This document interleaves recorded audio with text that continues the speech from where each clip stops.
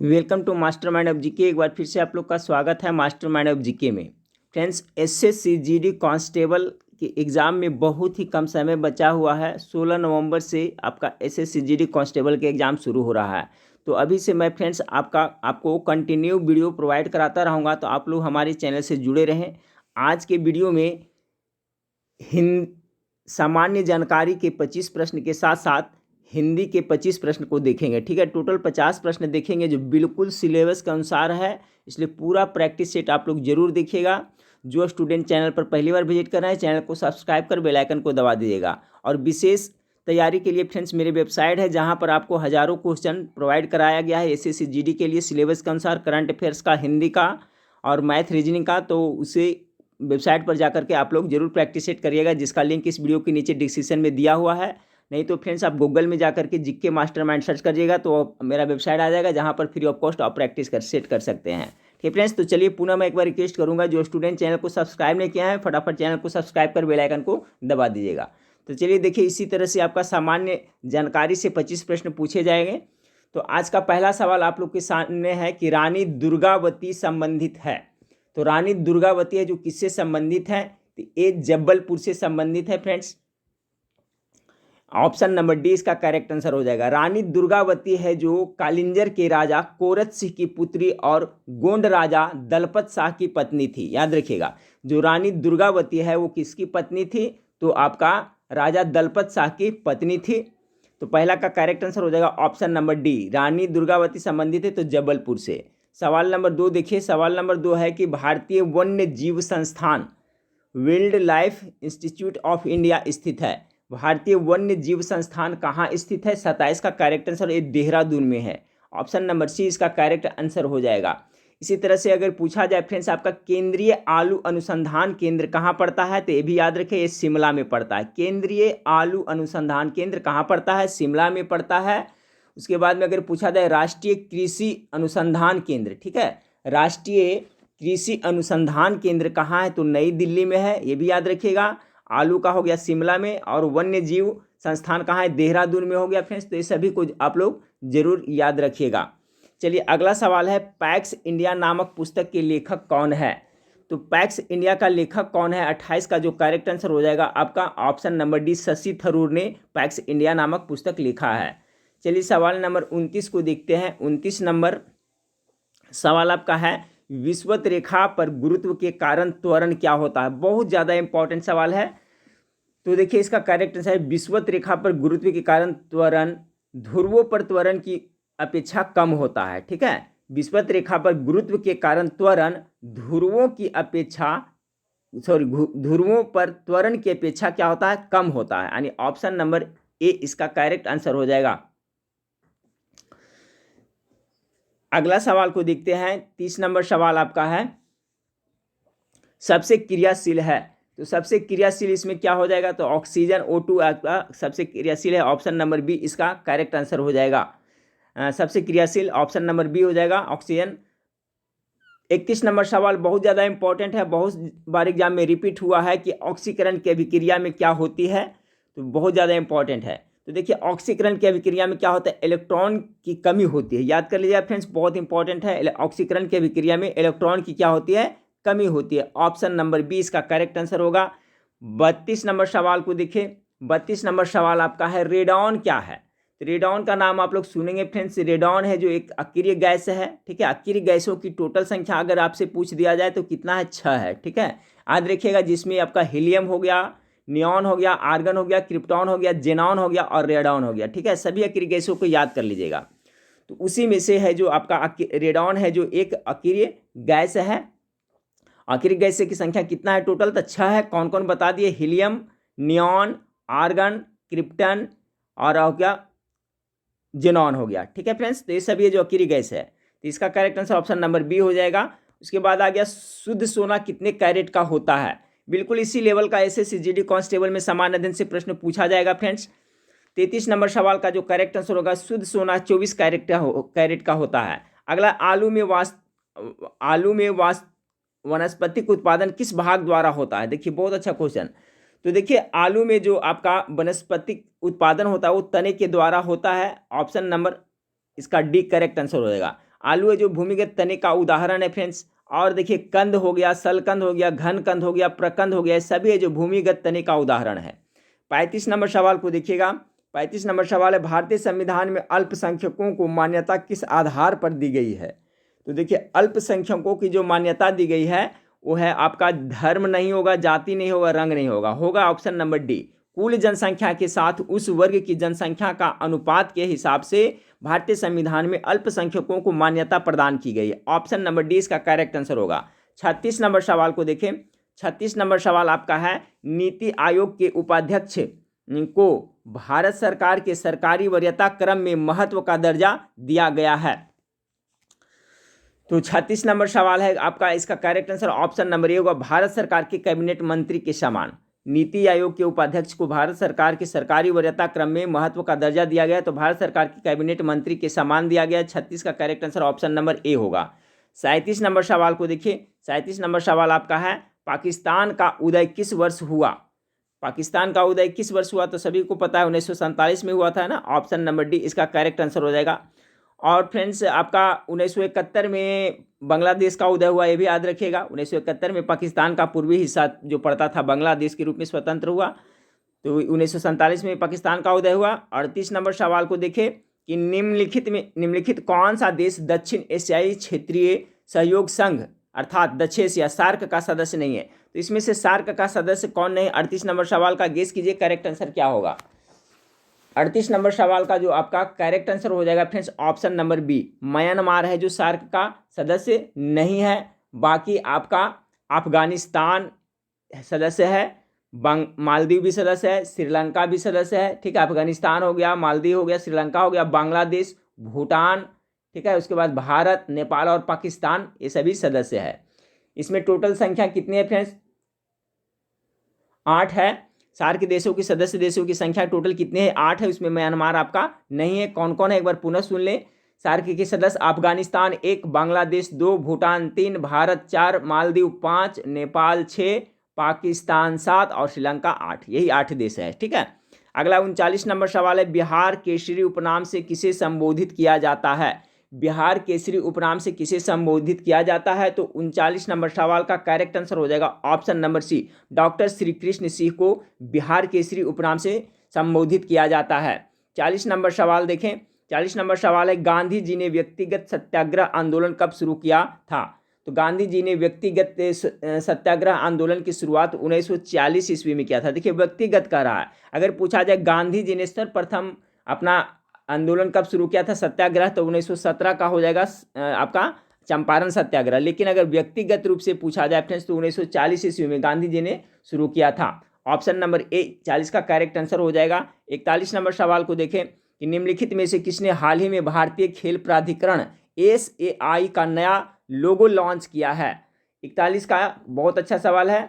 तो किसने किया है फ्रेंड्स? तो 41 का सी हो जाएगा, किरण रिजिजू ने किया है। 42 number, working for a world free of poverty किसका मोटो है? Top most VI question, working for a world free of poverty किसका मोटो है? 42 का तो करेक्ट आंसर हो जाएगा, विश्व बैंक का है। ठीक है, विश्व बैंक का यह मोटो है, वर्ल्ड बैंक का मोटो है।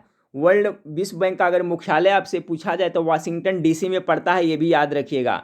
अगला सवाल देखिए, 43 नंबर सवाल है कि सितंबर 2020 को जारी IIFL wealth Hurun India rich list में किसे शीर्ष स्थान प्राप्त हुआ है? 2020 की बात है, तो 43 का करेक्ट आंसर हो जाएगा, मुकेश अंबानी को प्राप्त हुआ है। अगला सवाल 44 नंबर सवाल को देखिए, उत्तर भारत की दूसरी किसान स्पेंशन ट्रेन की किन 2 शहरों के बीच परिचालन प्रारंभ किया गया है? क्वेश्चन पुनः सुने कि उत्तर भारत की दूसरी किसान स्पेंशन ट्रेन का किन 2 शहरों के बीच परिचालन प्रारंभ किया गया है? तो 44 का करेक्ट आंसर होगा बरौनी और टाटानगर। ऑप्शन नंबर सी 44 का करेक्ट आंसर हो जाएगा। 45 नंबर सवाल को देखिए, नेल्सन मंडेला पुरस्कार 2020 किन्हें दिया गया है? 45 का करेक्ट आंसर हो जाएगा आपका मोरिसाना कायोट और मौरियाना वर्दिनियोसिस को, यानी ए और बी दोनों हो जाएगा। ऑप्शन नंबर सी इसका करेक्ट आंसर हो जाएगा। याद रखिए नेल्सन मंडेला पुरस्कार 2020 ये दोनों को दिया गया है, तो ऑप्शन नंबर सी इसका करेक्ट आंसर हो जाएगा। 46 नंबर सवाल देखिए, असहयोग आंदोलन शुरू करने के समय भारत का वायसराय कौन था? तो देखिए असहयोग आंदोलन जो शुरू हुआ था फ्रेंड्स 20 में, तो इस समय आपका था जो असहयोग आंदोलन शुरू करने के समय भारत का वायसराय कौन था ना, तो इसका जो करेक्ट आंसर हो जाएगा आपका 46 नंबर सवाल का option number B, Lord Chelmsford के शासनकाल में शुरू हुआ था असहयोग आंदोलन 20 से 22, आपको पता होगा। और असहयोग आंदोलन बाद में जो स्थगित कर दिया गया था चौरी चौरा कांड के चलते, तो उस समय लॉर्ड चैम्सफोर्ड था जब भी असहयोग आंदोलन शुरू किया गया था। 47 नंबर सवाल को देखें, प्रशासनिक अव्यवस्था के आधार पर डलहौजी ने निम्नलिखित में से किस प्रमुख राज्य को अपनी ओर मिलाया। 47 का जो करेक्ट आंसर हो जाएगा फ्रेंड्स ऑप्शन नंबर आपका ए हो जाएगा, अवध को। प्रशासनिक अव्यवस्था के आधार पर डलहौजी निम्नलिखित में से किस प्रमुख राज्य को अपनी ओर मिला लिया था। डलहौजी का जो हड़प नीति सभी को पता है, तो अवध को मिला लिया था। 47 का करेक्ट आंसर ए हो जाएगा। 48 नंबर सवाल को देखिए, 48 नंबर IMF का स्थापना कब किया गया था, ठीक है। तो देखिए IMF का जो स्थापना किया गया था फ्रेंड्स आपका 1945 ईस्वी में किया गया था। ऑप्शन नंबर डी इसका करेक्ट आंसर हो जाएगा। देखिए विश्व बैंक की भी स्थापना 1945 में हुआ था, ये भी याद रखें। देखिए IMF की स्थापना 1945 में और आपका विश्व बैंक की स्थापना भी 1945 में हुआ था, तो दोनों को डेट सेम है फ्रेंड्स, याद रखिएगा। अगर पूछा जाए IFC की स्थापना, तो IFC जो इंडियन फूड कॉर्पोरेशन, इसकी स्थापना कब की गई थी, तो IFC की स्थापना 1956 में की गई थी। 3 मैं बताया, सभी को याद रखिएगा, ठीक है। IFC की स्थापना पूछे तो 1956 में, विश्व बैंक की स्थापना 1945 में और IMF की स्थापना कब हुई थी, तो 1945 में। अगला सवाल देखिए 49 नंबर सवाल है, थीम आधारित करेंसी नोट के संबंध में नई नीति के अनुसार 200 रुपये के नोट पर छपा भारत की सांस्कृतिक विरासत का प्रतीक है। 49 नंबर सवाल का करेक्ट आंसर हो जाएगा बी, सांची का स्तूप। गौर से देखिएगा, 200 रुपया का नोट पर थीम आधारित करेंसी नोट के संबंध में नई नीति के अनुसार 200 रुपये के नोट पर छपा सांची स्तूप भारत की सांस्कृतिक विरासत का प्रतीक है। चलिए 50 नंबर सवाल को देखते हैं। 50 नंबर सवाल है, उर्वशी महाकाव्य किस महाकवि की रचना। उर्वशी किसने लिखा है फ्रेंड्स, मेरे ख्याल से सभी को पता होगा, बहुत बार मैं पढ़ाया हूँ। तो उर्वशी का है जो रामधारी सिंह दिनकर के द्वारा लिखा गया है, तो ऑप्शन नंबर 50 का भी करेक्ट आंसर हो जाएगा। तो देखिए 25 प्रश्न अभी मैंने जो समान अध्ययन का बताया, क्वेश्चन का लेवल बिल्कुल फ्रेंड्स आपका यही रहेगा SSC GD में। और देखिए फ्रेंड्स बड़े बड़े चैनल से भी पढ़ते हैं, तो पढ़ाई देखिए कहीं से पढ़िए फ्रेंड्स, जहाँ पर अच्छी पढ़ाई होती है वहाँ से आप लोग जरूर पढ़िए। और देखिए आप लोग को अच्छी तैयारी के लिए मैं वेबसाइट पर भी काफ़ी मेहनत कर रहा हूँ फ्रेंड्स, और फ्री ऑफ कॉस्ट आप लोग को प्रोवाइड करा रहा हूँ। तो आप लोग वेबसाइट पर जाकर के बहुत सारा प्रैक्टिस सेट है, GK GS का और हिंदी का, वहाँ पर जरूर करिएगा। GK मास्टरमाइंड आप गूगल में सिर्फ सर्च करना है, SSC GD के आपका पूरा सिलेबस के अनुसार प्रैक्टिस सेट करने को मिल जाएगा, ठीक है। और उसका लिंक भी इस वीडियो के नीचे डिस्क्रिप्शन में मैं दे देता हूँ, वहाँ से जाकर करिएगा। तो 50 प्रश्न अभी हम लोग ने समान अध्ययन से देख लिए। अब देखते हैं फ्रेंड्स कि हिंदी से किस तरह से प्रश्न पूछे जाएंगे। बिल्कुल सिलेबस के अनुसार ये हिंदी का प्रैक्टिस सेट है, ठीक है। आपका चौथा पार्ट में समान हिंदी से 25 प्रश्न पूछे जाएंगे। हिंदी या अंग्रेजी से रहता है, तो जो हिंदी चुनते हैं हिंदी से में जवाब देंगे, और जो अंग्रेजी चुनते हैं अंग्रेजी में जवाब देंगे। तो हिंदी का मैं आप लोग को करवा रहा हूँ। 76 से देखिए 79 तक में क्या कहा गया, इसी तरह से रहेगा कि नीचे दिए गए प्रश्नों को ध्यान से पढ़ें और सही विकल्पों को चुनें। अब 76 नंबर सवाल में देखिए कहा रहा है कि वृक्ष पर पक्षी बैठे हैं, इस वाक्य में पर कौन सा कारक है। कारक से देखिए प्रश्न आपको शामिल किया गया है, पर है, तो पर किसका हो जाता है, अधिकरण होता है ना, पर का अधिकरण होता है, चिन्ह होता है। तो आपका ऑप्शन नंबर डी इसका करेक्ट आंसर हो जाएगा। 76 का डी हो जाएगा, सॉरी 76 का डी हो जाएगा। 77 नंबर सवाल को देखें, संयुक्त क्रिया किसे कहते हैं। संयुक्त क्रिया किसे कहते हैं 77 का, तो देखिए करेक्ट आंसर होगा, जब दो या दो से अधिक क्रियाएं मिलकर किसी पूर्ण क्रिया का बोध कराती है तो उसे हम लोग संयुक्त क्रिया कहते हैं, ठीक है। कंपाउंड वर्ड कहते हैं, कंपाउंड वर्ब कहते हैं। तो संयुक्त क्रिया किसे कहते हैं, तो ऑप्शन नंबर ए इसका करेक्ट आंसर हो जाएगा। 78 नंबर 76 हो गया, 77 नंबर हो गया फ्रेंड्स। 78 नंबर सवाल को देखें। 78 नंबर सवाल आपका कह रहा है, हिंदी भाषा में वे ध्वनियाँ कौन सी है जो दूसरी ध्वनियों की सहायता से बोली या लिखी जाती है। चलिए सिंपल है फ्रेंड्स। 78 का, तो देखिए व्यंजन जो होता है, व्यंजन है जो व्यंजन जिसे बोलने के लिए दूसरों की सहायता ली जाती है, तो उसे व्यंजन कहता है ना। तो व्यंजन, इसका करेक्ट आंसर हो जाएगा, स्वर में किसी की सहायता नहीं ली जाती है, व्यंजन में ली जाती है। 79 कह रहा है आपका, वर्ण किसे कहते हैं। वर्ण, तो वर्ण क्या कहते, किसे कहते हैं, तो वर्ण जो अखंडित ध्वनि को वर्ण कहते हैं, इसका डिफिनीशन ही वर्ण है जो क्या किसे कहते हैं, अखंडित, जिसका खंडन नहीं किया जा सके, उसे हम लोग क्या कहते हैं, आपका वर्ण कहते हैं। तो अखंडित ध्वनि को वर्ण कहते हैं। 79 हो गया फ्रेंड्स। चलिए अब 80 से देखते हैं। 80 नंबर सवाल देखते हैं। 80 से 81 में कह रहा है निम्नलिखित प्रश्नों में से शुद्ध वर्तनी वाले शब्द का चयन करिए। बिल्कुल हिंदी में इसी तरह का प्रश्न आपको पूछा जाएगा फ्रेंड्स। आप लोग हमारे चैनल से जरूर जुड़े रहें। वीडियो अच्छा लगे तो लाइक करें और दोस्तों में जरूर शेयर करिएगा। 80 नंबर में देख लेते हैं इसमें से कौन सा शुद्ध वर्तनी वाले शब्द है। 80 का जो करेक्ट आंसर हो जाएगा ऑप्शन नंबर सी हो जाएगा। प्रज्वलित है जो बिल्कुल करेक्ट लिखा हुआ, इस तरह से लिखा जाएगा। बाकी ये सभी जो गलत लिखा हुआ है ध्यान से देख ले। प्रज्वलित हो सकता है प्रश्न आपको कोई शिफ्ट में पूछ दिया जाए। प्रज्वलित इस तरह से लिखा जाएगा। 81 नंबर सवाल को देखते हैं। 81 नंबर सवाल आपका है कि 81 नंबर सवाल कौशल्या किस तरह से लिखा जाता है। तो 81 का देखिए ऑप्शन नंबर ए ही सही है। कौशल्या इस तरह से शुद्ध रूप से लिखा जाता है। चलिए हो गया। 82 से 83 में देखिए क्या कर रहा है, नीचे दिए गए शब्दों के 4 विलोम शब्द दिए गए हैं। सही विलोम शब्द का चयन, यानी उल्टा शब्द, कारक से प्रश्न पूछे जाएंगे, उल्टा शब्द से भी प्रश्न पूछे जाएंगे, ठीक है। और ये सभी का मैं स्पेशल में मैं करा दूंगा 1-2 दिन में फ्रेंड्स। आपका कारक का 100 प्रश्न का करवा दूंगा और विलोम शब्द का करवा दूंगा। सभी का मिक्स ग्रामर का मैं हिंदी करवा दूंगा। तो 82-83 देखें। 82 नंबर में कह रहा है कि आपका विलोम शब्द है तो उत्कर्ष। उत्कर्ष का विलोम शब्द क्या होगा। तो 82 का जो करेक्ट आंसर होगा उत्कर्ष का विलोम शब्द अपकर्ष होता है। ऑप्शन नंबर डी इसका करेक्ट आंसर है। आप लोग गेस करते चलिएगा। कृष का विलोम शब्द क्या होगा। तो आपका 83 का जो करेक्ट आंसर हो जाएगा ऑप्शन नंबर आपका सी हो जाएगा। कृष का जो होता है स्थूल होता है, ठीक है।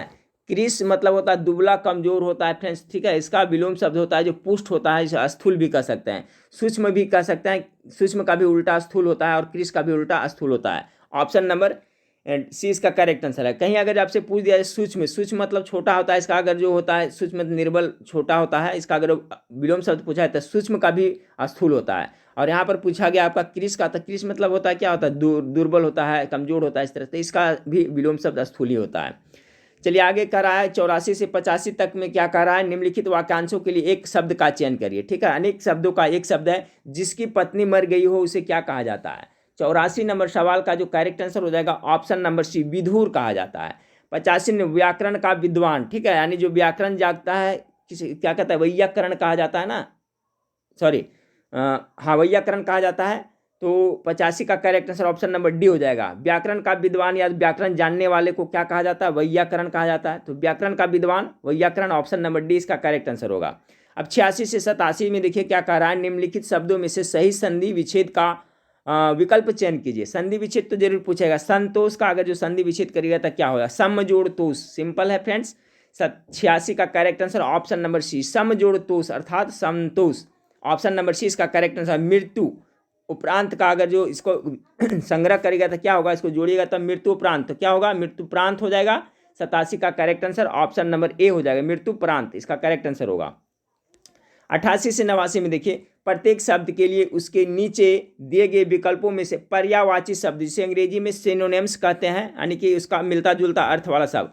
अम्बुद, अम्बुद का पर्यायवाची शब्द हो जाएगा आपका बादल, ठीक है। मेघक जिसे कहते हैं, बादल कहते हैं, तो अम्बुद, अम्बुद मतलब बादल होता है। और सिर्फ अम्ब रहेगा, अम्बु रहेगा तो अम्बु मतलब जल होता है, ठीक है। तो अम्बुद मतलब बादल होता है। अम्बुद का पर्यायवाची शब्द बादल। अरविंद का क्या होता है फ्रेंड्स, तो नाम सुनोगे अरविंद को क्या कहते हैं हम लोग, पंकज भी कहते हैं, उसका यानी कमल कहते हैं। अरविंद का पर्यायवाची शब्द में देखिएगा तो क्या क्या होता है वो भी सुन लीजिए। कमल होता है, अरविंद होता है, ठीक है। उसके बाद में नलिन होता है, पुष्कर होता है। तो अरविंद का होगा कमल हो जाएगा, ठीक है। तो कमल का पंकज भी कह सकते हैं, इसका पर्यायवाची नलिन कहते हैं, पुष्कर कह सकते हैं, ठीक है। तो अरविंद का पर्यायवाची शब्द कमल होगा। अब देखिए 90 से 95 तक में क्या कहा, निम्नलिखित प्रश्नों में दिए गए प्रत्येक वाक्यांश में रिक्त स्थान की उपयुक्त शब्दों द्वारा पूर्ति के लिए कुछ विकल्प प्रस्तावित है, उपयुक्त विकल्प का चुनिए। अब इसमें आपका विकल्प चुनना है खाली स्थान पे। 90 नंबर सवाल से 90 नंबर सवाल कर रहा है कि नौकरी के लिए प्रत्याशियों द्वारा, तो नौकरी के लिए प्रत्याशियों द्वारा क्या होता है, निवेदन होगा गलत, अनुग्रह होगा गलत, आग्रह गलत, आवेदन किया जाता है ना। तो नौकरी के लिए प्रत्याशियों द्वारा आवेदन सादे कागज पर आमंत्रित है, यानी ऑप्शन नंबर सी इसका करेक्ट आंसर है। बिल्कुल इसी तरह से आपका सिंपल प्रश्न, थोड़ा सा आपको प्रैक्टिस की जरूरत है। 25 में 25 हिंदी में उठा सकते हैं और ये आपका पॉजिटिव पॉइंट होगा, ठीक है। तो हो गया यहाँ पर ऑप्शन नंबर सी।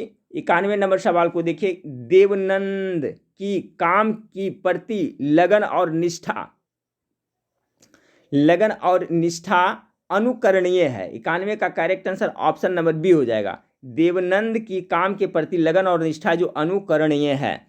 92 नंबर सवाल देखिए, कह रहा है तुम्हारे पिताजी की अचानक मृत्यु का समाचार सुनकर मैं क्या रह गया, स्तब्ध रह गया, आश्चर्यचकित रह गया, चेतनाहीन रह गया, भौचक्का रह गया। तो इसमें देखिए स्तब्ध हो जाएगा, ठीक है, कि तुम्हारे पिताजी की अचानक मृत्यु का समाचार सुनकर मैं क्या स्तब्ध रह गया, स्तब्ध। ऑप्शन नंबर ए इसका करेक्ट आंसर होगा।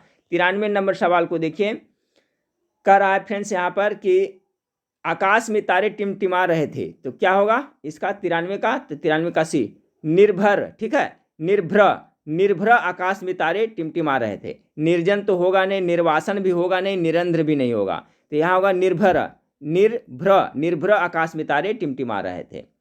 तो 93 नंबर सवाल का जो करेक्ट आंसर होगा, देखिए निर्भ्रम का मतलब देखा जाए तो उसमें मेघ शून्य होता है, इसका अर्थ होता है निर्भ्रम मतलब होता है मेघ शून्य, यहाँ पर बादल बिल्कुल नहीं है, तो निर्भ्र का जो अर्थ होता है मेघ शून्य होता है।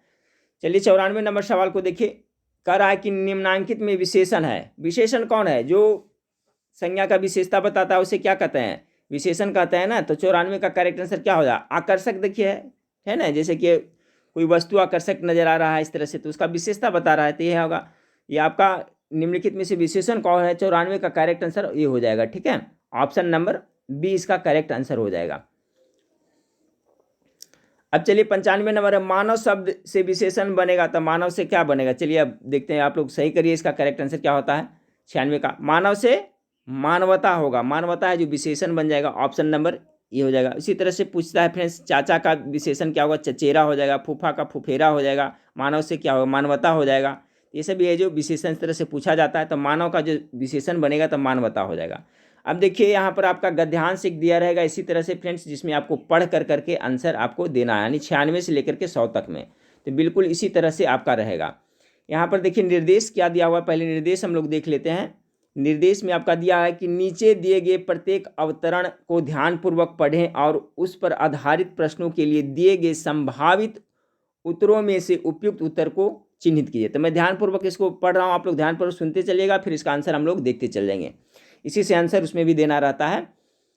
तो देखिए कह रहा है आपका गद्यांश में क्या दिया हुआ है, कवि सृष्टि में सौंदर्य का मर्मज्ञ है, वह एक ऐसा माध्यम है जिसके द्वारा सृष्टि का सौंदर्य देखा जा सकता है। कवि के बारे में वर्णन किया जा रहा है, ध्यान से सुनिएगा, कि कवि सृष्टि में सौंदर्य का मर्मज्ञ है, वह एक ऐसा माध्यम है जिसके द्वारा सृष्टि को सौंदर्य देखा जा सकता है। कवि सौंदर्य का उपभोग करता है, ध्यान से सुनिएगा, देखिए सौंदर्य का उपभोग कौन करता है, तो कवि करता है, कवि सौंदर्य का उपभोग करता है, और जब उन्मत्ता का कुछ प्रसाद सहृदयों में को मिल जाता है, कवि का यह प्रलाप ही काव्य कहलाता है, ठीक है। तत्ववेता और कवि में अंतर है, तत्ववेता मस्तिष्क का निवासी है और कवि है जो हृदय का, ध्यान से रखिएगा, तत्ववेता और कवि में अंतर है, जो तत्ववेता होता है वो आपका मस्तिष्क का निवासी है, लेकिन कवि है जो हृदय का निवासी है। हृदय त्रिगुणात्मक सृष्टि का केंद्र है, देखिए हृदय जो कैसा है, तो त्रिगुणात्मक सृष्टि का केंद्र है, इसी तरह से इसे प्रश्न पूछा जाएगा। उसी केंद्र में स्थित होकर कवि सृष्टि का निरीक्षण करता है। हृदय मनुष्य मात्र के है, पर कुछ तो हृदय के मर्म को समझते ही नहीं, कुछ समझते तो हैं, पर उनकी वाणी में इतनी शक्ति नहीं होती कि वे उसे प्रकट कर सके। कवि हृदय की बातें समझता भी है और उसे कह भी सकता है। साधारण जन और कवि में यही अंतर है, ठीक है, यानी कहने का मतलब कवि और आम आदमी में अंतर क्या है, तो कवि जो बात को समझता है उसे कह भी सकता है, लेकिन जो साधारण जन है वो कह नहीं सकता है।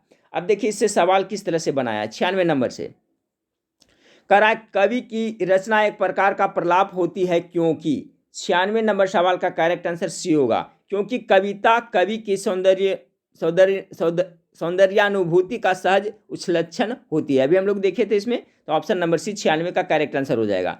97 नंबर सवाल देखिए आपका कह रहा है कि अनुच्छेद की गहरी छपी पंक्ति से लेखक का अभिप्राय है। इसमें देखिए गहरी छपी जो वहाँ पर लिखा हुआ था, देखिए यहाँ पर हृदय त्रिगुणात्मक सृष्टि का केंद्र, इससे कवि के बारे में पूछा जा रहा है। 97 का करेक्ट आंसर डी होगा।